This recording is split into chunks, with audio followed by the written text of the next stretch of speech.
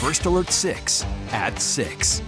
Good evening. Thanks for joining us. I'm Brian Mastery. And I'm Erin Sullivan. Let's get right into our top 6 headlines at 6. UNL's chancellor is out. Rodney Bennett says he will resign 6 months before his contract is up this summer. UNL's University Senate passed a no confidence vote against Bennett a couple of months ago after proposing $27 million in cuts from the university, eliminating 4 programs. This ballot initiative didn't come out of nowhere.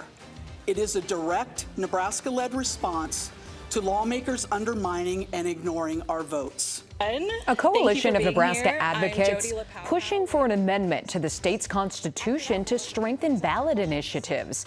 Why they say it's the only option left in just a few minutes. Former Venezuelan President Nicolas Maduro and his wife pleading not guilty to drug trafficking charges this afternoon in New York federal court. The deposed dictator says he is still the president of Venezuela, and in his view, he was illegally kidnapped by U.S. forces.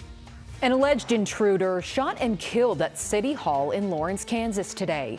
Police say the man entered City Hall and broke a glass window on the door leading to the city manager and city attorney's offices. A city employee shot and killed him.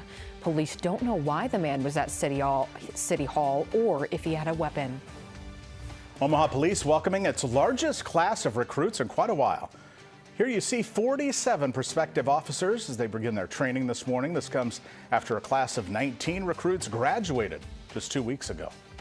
Husker hoops starting this week ranked number 10 in the country after a court-storming victory over Michigan State Friday. The Huskers have a big road test tonight at Ohio State.